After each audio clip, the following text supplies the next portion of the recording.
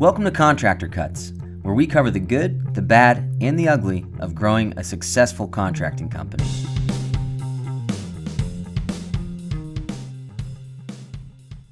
Welcome to Contractor Cuts. My name is Clark Turner. And I'm James McConnell. Thanks for joining us this week. So today we are starting a first of two-part series on scope creep. It sounds like a minor topic, but I think it's one of the biggest things where guys have the largest hole in the bucket where it's just money falling out constantly. Yeah, creepy scopes. Creepy scopes. So today we're going to start why it keeps happening. We're going to kind of really define the issues with scope creep and where your dollars are going and why at the end of the job you have less money than you thought you would. And then next week, we're going to go a deep dive into kind of systems and processes built around protecting from scope creep. We're going to cover some of that at the end of this as well, of some things you need to start doing today to start working towards avoiding this and really patching that hole in the bucket to where the dollars get more efficient and we stop losing cash. So getting going, really the big opening question is, at what point does it stop being a customer service issue and start being theft of your margins, right? Everything with scope creep, and to define scope creep for newer contractors, is the scope just gets bigger and bigger and bigger, and I'm getting paid less and less and less. And my profitability is 1 percentage point at a time, just dropping. Because the natural tendency is to either do those things at a diminished value or sometimes for free. Yep. Well, and there's two big reasons that people do it. One, I just want to get out of here. I want to get this done. Let's keep going. The guys are there. Yep. Get that finished. And you don't even think about the extra dollars and time. And it's just an extra day, or it's a half a day, it's a couple hours of this. And so you're just, head down. My job is to get this project done. The second reason is customer service. I really care about this client giving me a 5-star review. They've been kind of a pain, and she seems like she's going to complain about no matter what. So I don't even want to deal with that. And I just want to, hide that under customer service when in reality, it's your lack of processes and what we're going to talk about today and next week as to why it's happening to you. Number one, the psychology of how this happens and why it happens. I think the first part of the reasons we're doing this is it's the while you're here trap. It feels small in the moment, and it's like you hear. We've all heard the client say it. While you're here, would you mind also X? Could you just Y? Have you thought about Z? Yeah. So it doesn't seem like it would be that big of a deal to Delta. Gamma. So the while you're here trap is one of the big ones that we've all been caught in because it's 5 minutes extra here. Can you throw a door handle on this door and get that switch out? I'm not going to charge them $20 to do that. I'm just going to do it while I'm here. But then it turns into 3 things and 4 things. And the line of demarcation between what I'm getting paid for and what I'm doing starts separating the difference of those. And it feels like, I feel like one that happens pretty often for whatever reason is like, oh, you get done with the project and they're like, oh, sorry. We don't have any blinds on the scope. Could we just, I got the blinds here. They're in this room. Could you just hang them? Yeah. Great. And you end up hanging 4 sets of blinds, and you ask your crew the same way the client's asking you. You don't put a work order together. And then at the end of the project, you get another bill from your guy for $125, $200 hanging blinds. Yeah. And there's a laundry list of those types of things. And because you don't have it on the scope and the client asks you in the moment, you ask the crew in the moment, no one's actually talking about dollars. There's no work orders associated with it. Yeah. But then you get hit at the end and you're like, yeah, I should pay them for that. But now you can't really charge the client for it because you already did remember it. 3 months ago when you asked me to do? Yeah. Yeah. I think that's a huge one. I think the part of that too is we're wired to solve problems. Someone asks you, you say yes. Asking for money later doesn't work. Like James was just saying, I don't know how many times I've been in coaching and I'm looking over scopes, looking over jobs, or, on our executive level, I'm tracking profitability on a lot of jobs, kind of treating them as a project manager to train to turn their company and hire a project manager. So we always start by me training them like I'm the general manager on our executive level. And when I'm doing that, when we're looking at it, I'm like, why is this drop? What happened to the profit since last week? And it's usually I didn't even think about it. I was just trying to get this done. I was just trying to get the kitchen was almost done. It needed to be cleaned. I just sent a cleaner out there. I didn't realize we didn't have that on the scope. They're not working out of the software. They're not working off of the scope. They're working out of their brain of getting the job done. Mm-hmm. And so that's how we start companies, right? That's how guys get to where they're going, is I can run fast and do it from my brain. But systemizing it to where there's a software we're working out of, a scope that we live on. And I say to the people coming into coaching, one of the biggest issues, and we say this to project managers, is I want you to start in the software and work out from there, not use the software as a filing cabinet that I come and update after the job's done or after I'm doing things, right? Yeah. It's not something that I go do the job and I come back and sit down and look at the software and say, okay, let's update this and tell the client what's going on. Instead, I want to start in the software, look at the job. What has to happen? I need to order that dumpster. Oh, there's not a dumpster on here. Oh, shoot. I need to talk about the client with that. Hey, what are we doing about trash? We never really solved that. Are we doing a dumpster? Are you hauling off your own stuff? What do you want to? I'm sorry, I didn't make it on the quote. And I can have that conversation on the front end, and the client's like, shoot. Okay, that's fine. Yeah, just I guess dumpster is fine if that's right. And so that conversation at that point, easy to have. They might not love it, but it's justifiable because it's not on here and I haven't spent the money yet. Yeah. I think there's certain change orders that are gray, and it's clear that they're gray once it's like brought to the table. Yeah.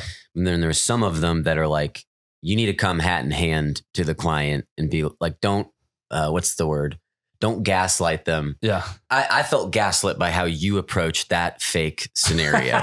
Like, so are you carrying away the trash? Like, we gonna burn trash in the backyard. We need a burn permit. We're just gonna burn it all. I'm gonna charge you for that permit though. Yeah, like you definitely should have had a dumpster on there. Yeah.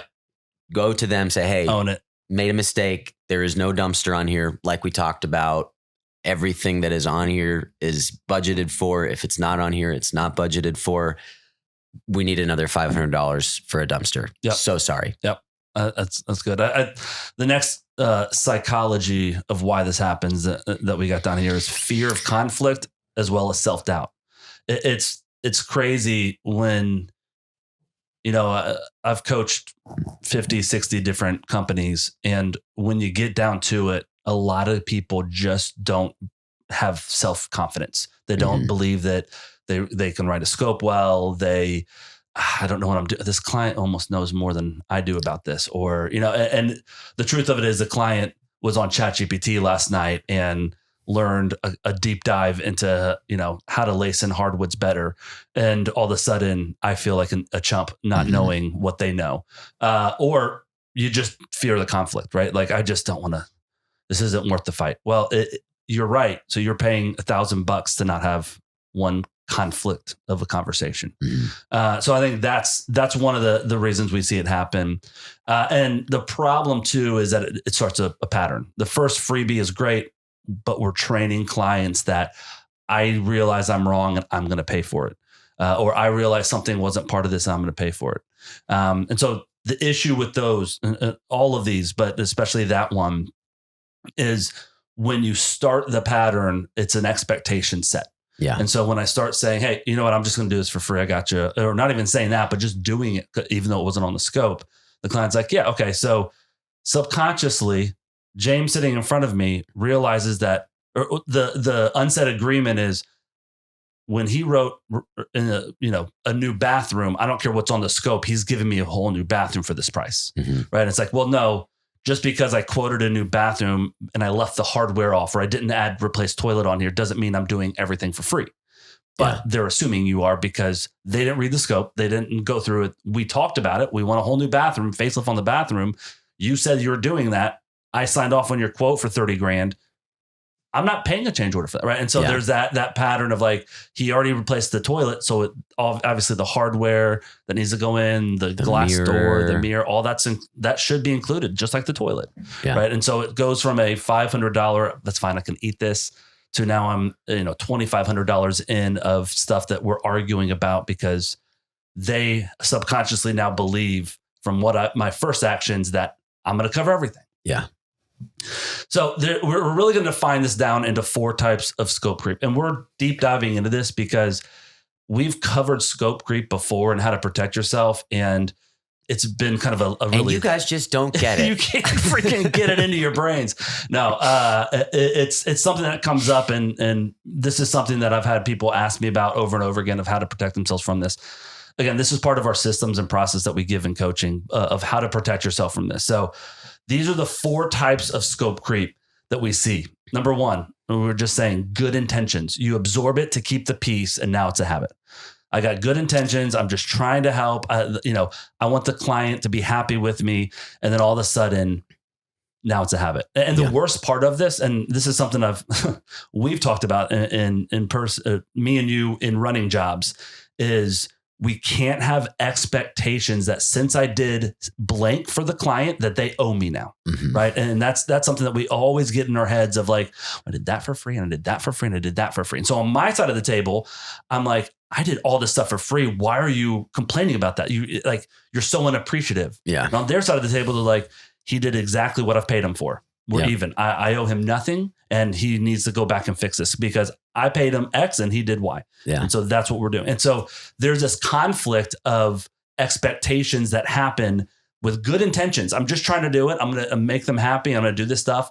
On the flip side of it that we don't see, the client says, yeah, this is, I come a $30,000 check. He paying this guy a lot of money. Better do that. Yeah. Right. And so that the good intentions end up making everything worse. Yeah. And then you have these resentments that are building. Yeah. It's like, any relationship that has bad communication. Yeah. There's all this hidden resentments, these little paper cuts that you're just like, yeah, I did all of this stuff and I'm not getting any credit for it. Yep. And not only that, you're not getting credit for it, and the client sees it as your failings. So you're owning it. They're happy with that, but they see it as your failings. Yes. Yes. Not as their responsibility to pay for what they're receiving on the house that you're doing. Number 2, the second, the first one's good intention. Second one is assumption driven. They assume it was included. You assume it wasn't, right? We have 2 sets of assumptions. James thinks, when on the scope, you wrote, frame out new bedroom in upstairs space. I forgot to put in or I didn't think you wanted a closet. I thought it wasn't actually going to be a bedroom. We're going to put like some sort of a wardrobe in there. You assumed, it needs a closet for a bedroom. I assumed that you're putting a closet in there. And so this assumption that I'm assuming one thing, you're assuming something else is one of the biggest problems. I think that's assumptions, and the next one are the 2 biggest, but having an assumption driven conflict where we have opposite ends that we're assuming is where a month down the road, think that I'm getting paid for something. You think it was included in what we talked about. And all of a sudden this change order hits. Tile, brick pattern versus herringbone. Yes. We didn't write in, we had our standard line item that is just what it is. And it's not herringbone. It's brick pattern, blah, blah, blah, blah. That's the template. And the client had the conversation with you at the beginning about how they liked herringbone. They assumed that you would have changed that on the scope. They saw the tile on the scope. They didn't read any further. They said, yep, that's there. And then you get to where you're actually laying it out and they say, hey, big problem. You installed the tile wrong. Yeah. Well, in the scope, it says brick pattern. Yeah, but we talked about it. Don't you remember? Yeah, I remember us talking about it. It was that Friday afternoon. I do. Yes, you're right. We did talk about it, but it wasn't on the scope.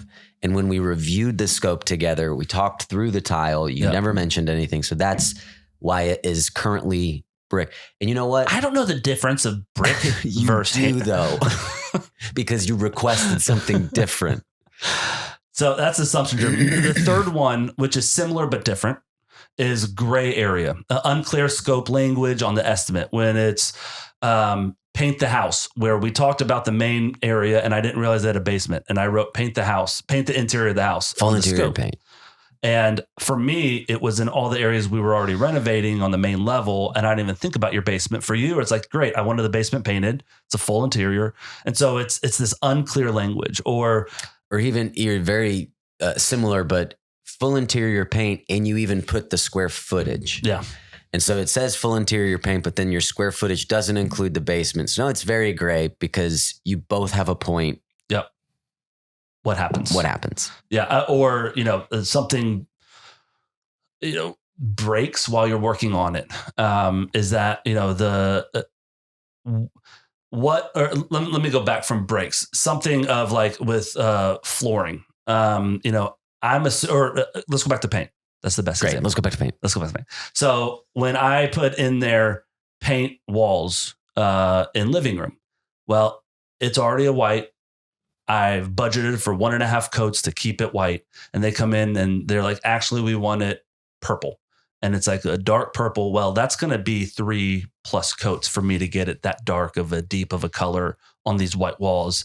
And so for them, I never specified this is 1.5 coats. This is the paint at white. I didn't specify on that the paint job is for 1.5 coats to where we're keeping the color. For them, they want a color change, which I need to charge extra for, but it doesn't say that anywhere in the scope. It's true. I did say paint the walls and this is the color they picked and we just went ahead and did it. And now my painters are like, I'm halfway through this and there's no way I can finish this for how much you're paying me. This is insane. Mm-hmm. And so those gray areas where we haven't defined it on the scope really are the spots where we get stuck in the middle between the client not willing to pay and the crew not willing to do it unless they get paid. Yeah. So we have to eat that. And I think a lot of guys struggle with specificity in their scope, not just because it's hard to put all of the details in there, but also you don't want to get nickel and dimed by the client. And so some people, their process is to be more ambiguous about the scope because they don't want to get nickel and dimed throughout the estimation process. But the details never make it into the scope. So if that's kind of if that's your process, like your sales process, where I don't want to get nickel and dimed, I don't want them to take my scope and shop it out to every person that's bidding on this because that's my legwork. That's my brain. I don't want people getting a chance to bid me apples to apples. At some point, the detail needs to be in there. Yeah. At some point, the client needs to see a very explicit, detail-oriented, this is exactly what's happening because of these ambiguous things, because of these gray area type deals. Yeah. The only way to protect yourself is to be super detailed.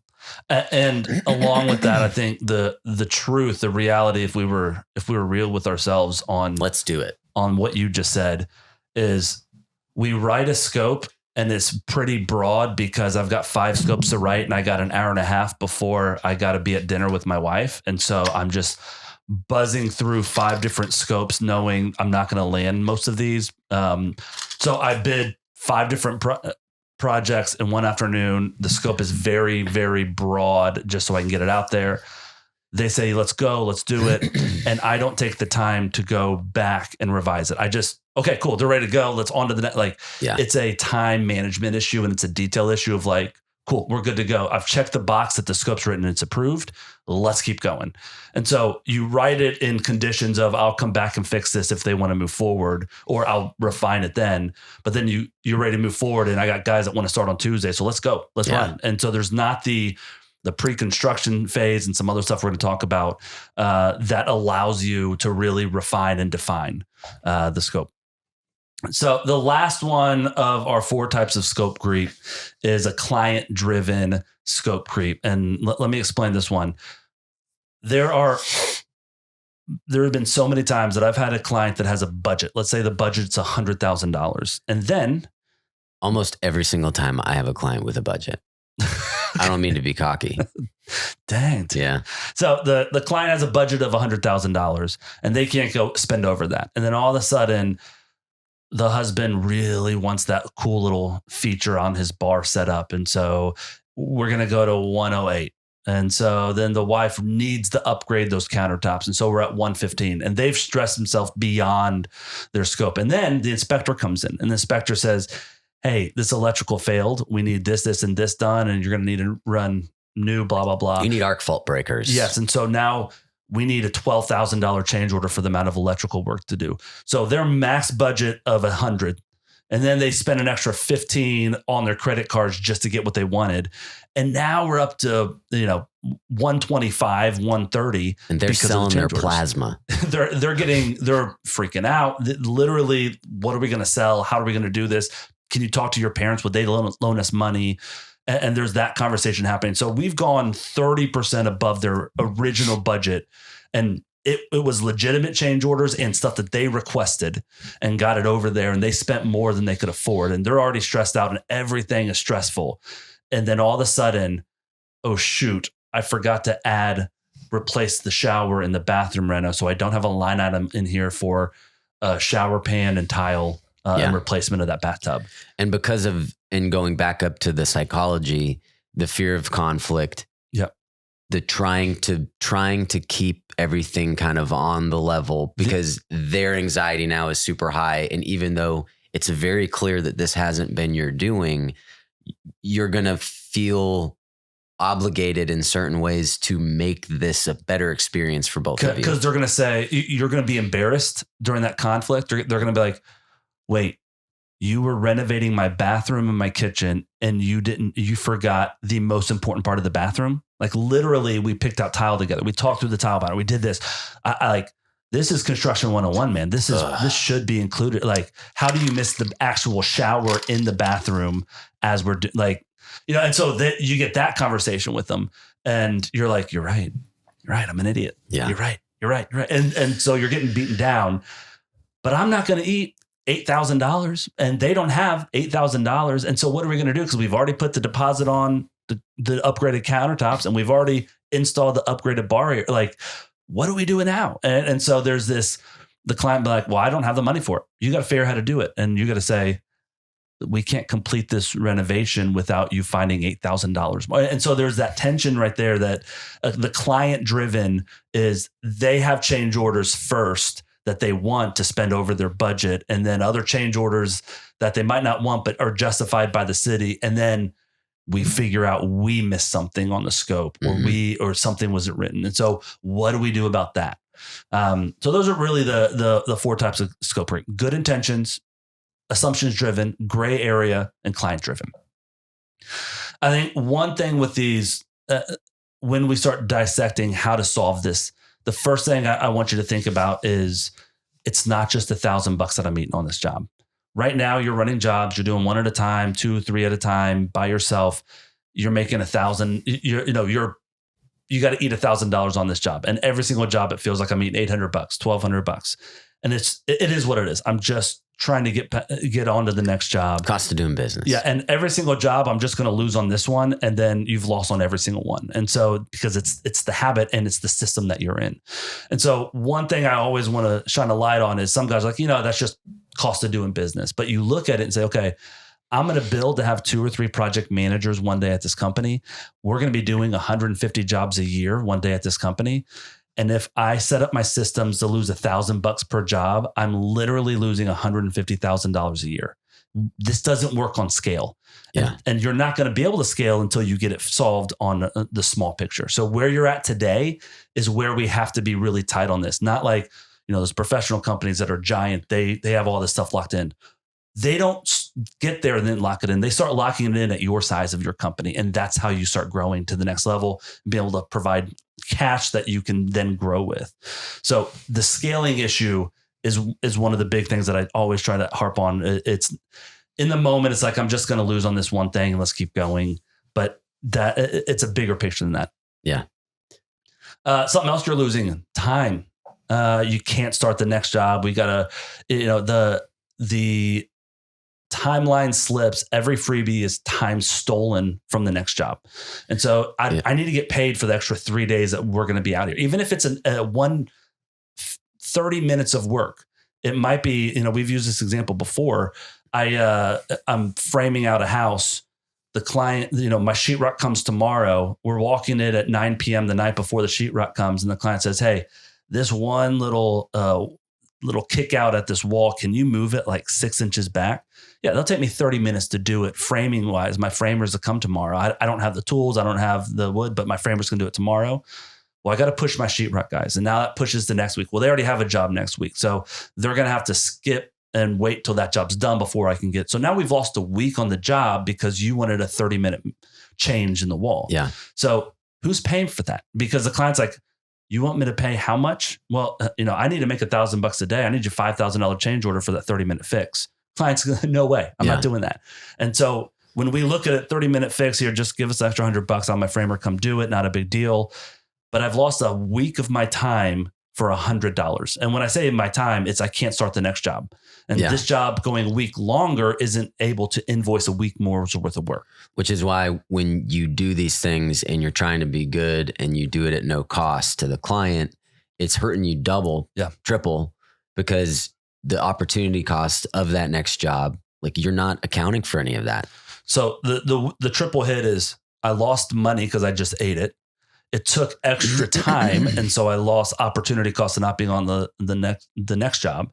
And the third thing it's costing you is your relationship with your subs. Mm-hmm. Because when I'm getting squeezed, guess what I'm doing? I'm squeezing my subs. Mm-hmm. And if I'm forgot something, I'm going to my sub saying, "Hey, listen, I missed this on the scope. Can you just get this done for me? I'll get you on the next one." You're like, yeah, I can do that, but like, would you please stop squeezing me? The strained relationship with subs when scope creep happens is probably the most damaging part of this, because your subcontractors, and we're talking about this in a couple of weeks, but your subcontractors are your partners in your product and the thing that creates a really good final product that your company's giving. And the long-term relationships with these subs are what keeps you growing, because to grow, I got to keep these relationships and add new into it. Yeah. And if you're in the coaching, if you're in the executive level or any of the other levels, one of the things you'll look at is how do you negotiate with your crews on the front end? Yeah. And part of your deal and part of the way that you're going to get the better pricing is that's your job. You're supposed to be dealing with the client and managing that relationship. So when you make a mistake and you're not willing to have that hard conversation and lean into the conflict, and your crew's paying the price, that's only going to happen so many times before they're just like, all right, this guy's not holding up his end of the bargain, and I'm still giving him the pricing that I'm giving him. Yeah. And more times than not, I've had guys shake their hand like, yeah, I'll just do it. I'll get it done. Throw me $200. I'll do it. And then I know they're going home saying, why am I working with this dude? Mm-hmm. Yeah. And so your subs will help you out half the time, but it's more about the abuse they shouldn't eat stuff. Your mistake or your inability to refine a scope or have a hard conversation or manage your client shouldn't be on them. And so, yeah, I'm going to call in favors, see if they can get me on this one, but I also got to get them on the next one, which means I'm going to lose money on that job. Right. And so it's this domino effect of dollars, timeline, and sub burning that your mistakes in this scope creep are hurting all across the board. So we don't fix this issue because it feels petty to charge for small stuff. That's one of the biggest things that guys will say. Like, it's just $150 change order on $100,000 jobs feels very petty. Mm-hmm. Right. It's like, you're right, but it's also cash out of pocket, and you're not making $100,000 because you've mismanaged this. Right now, you're making about 18%, and so you're at 18,000. And so once you give 150 away, then another 500, and then like you're going to start really chipping into your profits because you're not making $100,000 on this job. Yeah. So it feels petty to do it. I'll make it up somewhere else is what I always hear. I'll make it up somewhere else. I'll make it up somewhere else. We're just going to charge extra for this. Well, if they're willing to pay the price for that other thing, they should pay you for that. You shouldn't have to lose money on something else to make it up here. And so it's all going to be good in the wash. This is why we track financials. This is why we do what we call our PAL meetings, our PAL tracker, which is our project manager action list tracker that we do with our project managers. When you're in the executive, like I was talking about earlier, I'm doing that with you, and I'm looking at your one or two jobs with you and saying, okay, let's track from first signature to final invoice your profitability on this job. And let's look every single week. And oh my goodness, your pattern is you start at 38% and you end at 28% on almost every single job. And so you're losing 10%, which is 30% of your profits that you're losing. And it happens every single job. And so this is where I start getting super efficient with guys we'll make up the cost of coaching from these efficiencies we can build in. Let's start tracking this stuff. Let's start looking at these things. And it really does add up in the long term. You just don't see it because it's paper cuts throughout the week, over the month, over the 3 months of doing this project. And all of a sudden you look back and you could have charged an extra $5,000 to $6,000 and you should have, and you didn't, and you work for free. And there's a reality to this that's like, no one's going to do this perfect, but at least don't lie to yourself about it. Yep. Recognize when you're making that decision and when you're making that call and own it. Yeah. And if you're going to do it. But like, don't keep putting your head in the sand about, oh yeah, it'll be fine. It'll be fine. Chalk it up as a mistake. Know that that's not something that you want to continue to do, and change your processes in minor ways to make sure that you're not falling into that same trap. One of the things we're going to dive into next week about solving this is why these systems are so important that we want you to put in place. And the main big overarching reason of that is every decision made emotionally in the moment is going to usually be a bad decision, or at least come across in a negative way to the client. And so if I'm just making decisions as they go and like, oh, we need to charge for this. Oh, I need this. Oh, also we need to, at number one, your customer service is absolutely floundering. Number two, your every single decision is different. And so if we set some processes in place, conversations we have during this client engagement agreement before we start all of that stuff, and to have some pre-written rules about how the operations happen, when the change order comes up, there's a decision already made that I don't make it emotionally in the moment. Sorry, that's how it is. Remember we talked about it. That's part of how we do things. And so if we have these systems, it takes the emotional part of this out of there. Of like, I don't want to sound that way. I don't want to do this. Oh, they're going to be pissed at me. We've already had those conversations. And so one of the big things that guys don't get this fixed right away is we don't have those systems in place yet. And as soon as we get some of these systems in place for the structure of how we run these projects, it's very difficult to have these conversations. Yeah.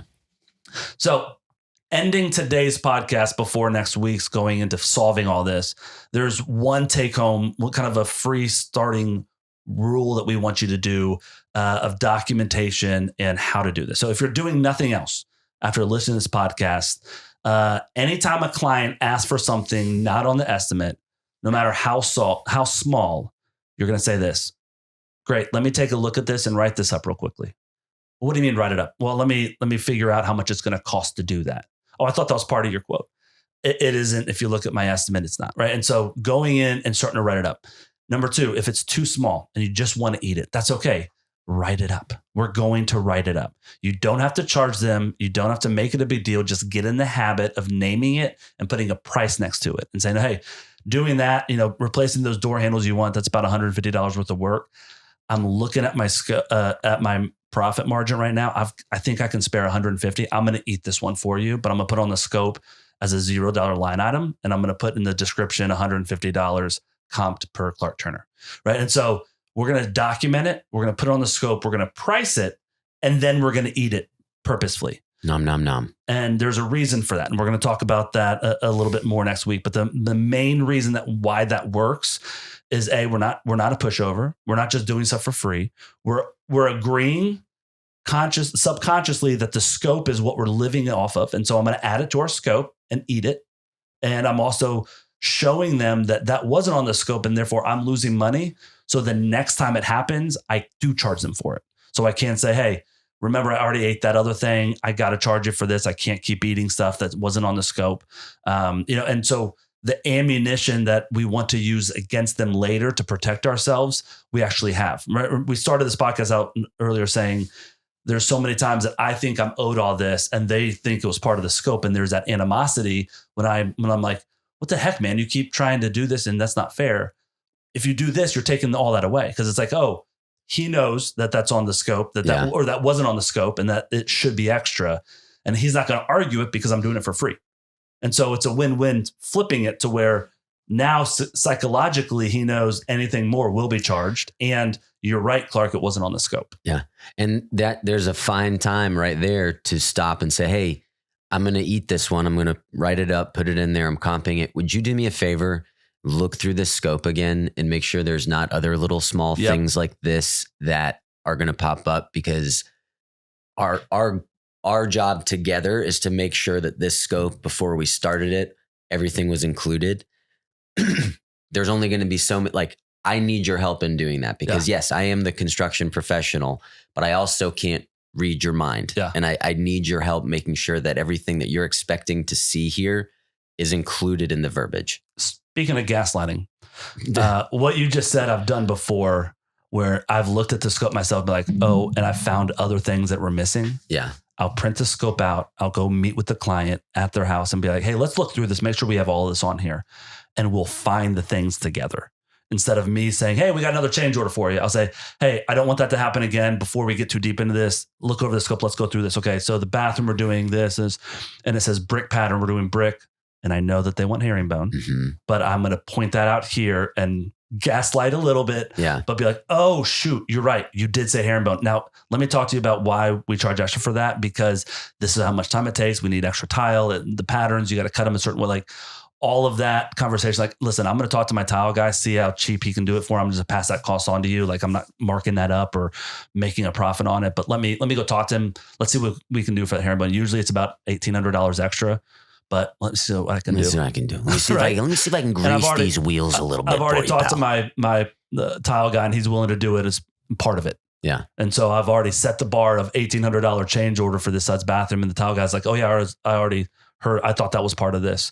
So I go back to the client, like, "Hey, you know what? I'm just going to cover this. I've talked to I'm pulling him a favor with my crew.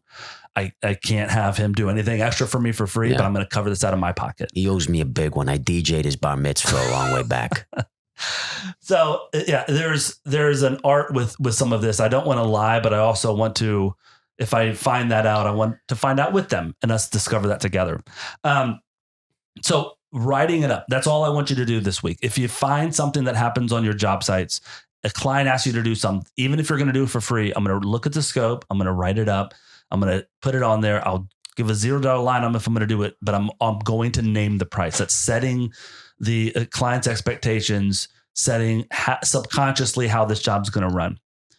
Next week, we keep pitching it. This is kind of the feeder into there, but we needed to cover this before talking about how to solve it. We're going to do the full system, CEA language, change order culture, the bank line item. You like that? Change order culture. I don't know. It hit me. I'm sick of this change order culture. That's why I voted. Yeah. Change order culture, the bank line item. I don't know if we've talked about this before, but it's something that we do internally a lot. But having a bank line item is something that we'll discuss next week. And then exactly how to hold the line without blowing up the relationship. So tune in next week for that. If you want to understand some of this stuff, we will walk you through personally, James and or myself, or both of us together holding hands. Or can walk you through this stuff. We've got very affordable coaching. If you go to contractorguts.com, check out the coaching page, or go to ProStruct 360. There's a drop down and find the coaching line. We will give you these processes. We will give you the paperwork. We will walk you through it. We will set your company up for success and help guide along the path as you move forward and implement some of these systems. So we love to talk to you. Free 30 minutes. Understand, see if we'd be a good fit for each other, hear more about what we do. And we'd love to hear about what you do. And maybe have a couple of laughs along the way. Who knows? So yeah, go to contractorguts.com, hit us up, and join us again next week as we cover the second part of Scope Creek.